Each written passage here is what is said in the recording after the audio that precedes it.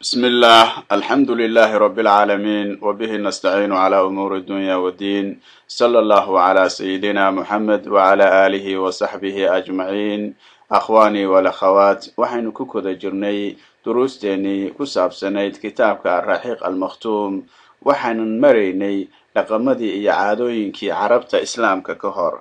qusay wuxuu lahaa dhowr hawlood oo maamulkiisa hoos iman jiray oo hogaamin iyo sharaf ah hogaaminta daaru nadwa waxayna si wada tashi ah halkaas ugu gorfayn jireen arrimaha la soo gudboonaada heshiisyada guurkana waa la isku ogeysiin jiray calan dagaalo uusan qusay gacantiisa ku xidhin lama gunti jirin ilaalinta kacbada idankiisa la'aanteed albaabkeeda lama furi jirin isagaana maamuli jiray khaadimiinteeda iyo dhowristeedaba waraabinta xujayda waxay dadka xajiyaya u buuxin jireen barkado ay ka cabaan oo lagu macaaneeyay timir iyo sabiib cabitaan ahaan sooridda xujayda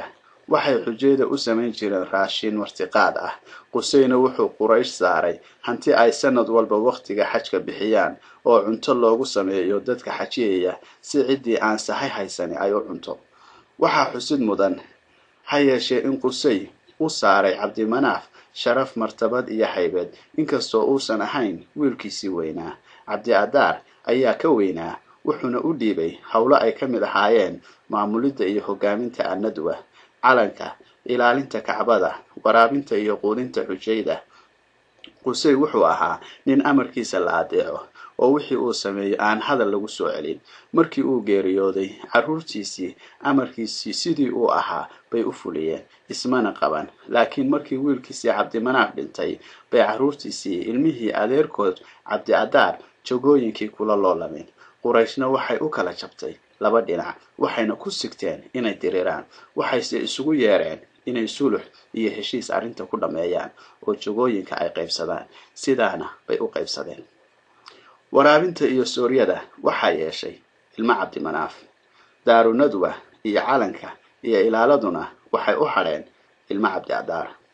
dabadeedna ilma cabdimanaaf ciddii jagada u qaban lahayd bay u qori tuurteen waxaana helay haashim bin cabdimanaaf haashimna intuu noolaa isagaa maamuli jiray waraabinta iyo sooridda xujayda markii uu dhintayna waxa u haray walaalkii mudallib bin cabdimanaaf dabadeedna waxa u haray cabdulmudallib bin haashim cabdimanaaf rasuulka sallallahu alayhi wasallam awowgii kaasoo ay ilmihiisu hayeen xilka ilaa soo bixidii islaamka waqtigaas cabbaas bin cabdilmudallib baa xilka hayay waxaa kaloo jiray jagooyin kale oo quraysh loo qaybiyay maamulka bakhtiyaa nasiibka wuxuu qaybinta iyo qorituurka sanamada waxaa hayay bani jumuc timcaaridda xoolaha taasoo ahayd agaasimidda qurbaanada iyo nidarada sanamada loo hadiyeeyo iyo sidoo kale kala saaridda dadka isqabta iyo garsoorka waxaa jagooyinkaas lahaa bani saham wadatashiga waxaa maamuli jiray bani asad qaamaha iyo diyooyinka waxaa u xisaarnaa bani tiima qaadidda calanka qaranka waxaa lahaa bani umaya agaasinka howlaha askarta iyo hogaaminta fardaha waxaa lahaa bani maqsuum howlaha ergada iyo safiirnimada waxaa u xisaarnaa bani cadaya qurayshtu waxay ahayd run ahaantii wax la moodo dowlad yar oo dimuqraadi ah waxayna lahaayeen hay-ado la moodo kuwa ay maanta leeyihiin dowladaha casriga ah xukunkii carabta islaamka ka hor waxaan horey u soo xusnay haajiridii qabaa'ilkii qaxdaaniyiinta iyo cadnaaniyiintii iyo sida dhulka u kala degeen oo u qaybsadeen marka qabiilooyinkaas wixii xiiro ciraaq u dhowaa waxay raacsanaayeen boqorka carabta ah ee xiira ka taliya wixii baadiyaha shaam deganaana waxay raacsanaayeen qasaasinada inkastoo raacsanaantaasi ay iska ahayd magacuun dadkii ku noolaa baadiyaha jasiiradda carabta gudaheeda ah iyo magaalooyinka yaryar ee halkaas ku yaala dadkaasi waxay ku noolaayeen madax bannaani iyo xorriyad buuxda dhab ahaantii qabaa'ilkaasi waxay lahaayeen odayaal ugaasyo ah oo hogaamiye qabiilo kasta waxay ahayd dowlad yar oo jiritaankeeda siyaasadeed aasaas u yahay ficilada tolka iyo isbaahaysiga ka dhaxeeya si ay dhulkooda u difaacdaan duulaankana isaga celiyaan beeldaajiyayaasha beeluhu waxay beeshooda ka ahaayeen sidii boqorro, qabiil kastaana waxay raacsanayd ra'yiga duqeeda, nabad iyo colaadba. waxa uu gartana cid kama daba hadli karin, oo talada odayga beesha cidina lama wadaagin.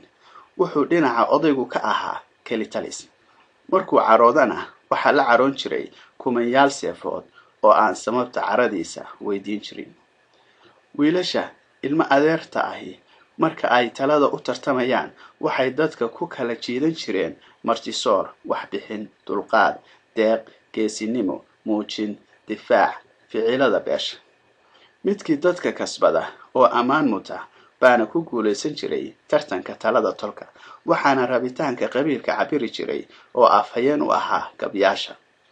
duqeyda iyo madaxda carbeed waxay lahaayeen sad u gaara oo dadka dheer yihiin, waxayna qaniimada cadowga laga soo helo ku lahaayeen 4 meelood oo meel 3 siyood oo kale bayna xoolo ku qaadan jireen. inta duulaanka la sii yahay aan siyoolka la gaarin, wixii sokay laga helo iyaga lahaa jiray. marka xoolaha lasoo dhacana intaan la qaybin bay waxay rabaan kala bixi jireen. marka la qaybiyana wixii soo hara qaybta dheeraad ka noqda iyaga lahaa. waxaan wax ka soo sheegnay madaxdii carabta, haddana balaan inaan wax ka xusno xaaladii siyaasadeed. haddii aan soo qaadano 3 gobol ee dalalka shisheeye xuduudka la lahaa, Suuriya, Ciraaq, Yemen, xaaladooda siyaasadeed waxay ku sugnay burbur iyo baaba. waxayna dadku kala ahaayeen abbaano iyo qabaano, qowsaaro ama madax iyo majo. madaxda siiba shisheeye ahaa waxay lahaayeen dheefta, qabaankuna waxaa saarnaa dhibta. warkoo koobanna rayidku wuxuu ahaa beer dalaga u soo saarta xukuumadda oo ay u adeegsato raaxaysigeeda iyo rabideeda iyo duulaamadeeda iyo dulmigeeda. dadkaas raaciyada ahaa ee hoos joogay labadii imbraadoriyadood ee waagoodii dunida u tabaroona Roomaanka iyo Farise waxay ku noolaayeen dulli iyo gunnimo, waxaana dusha uga dhici jiray nooc kasta oo ciqaabi leedahay. si ay uga gilgishaanna ma aanay garanayn. sidii la doonaba xuquuqdooda laga yeeli jiray oo loo dulmiyi jiray. dacwana umay furnayn. qabaa'ilkii reer guuraaga ahaa ee jasiiradda ku noolaa waxay iyana ahaayeen dad kala daasan oo aan nidaam iyo kala dambayn lahayn, waxaana ka dhex taagnaan jiray dagaallo qabaa'il iyo iskhilaaf kooxeed diineed, mana aysan lahayn xukun madax bannaan meel ay u noqdaan waqtiga dhibaatada. dawladdii yareed ee Xijaas ka dhisnaydna carabtu waxay ku eegaysay aragti, qadarin iyo tixgelin leh. waxayna u arkayeen madax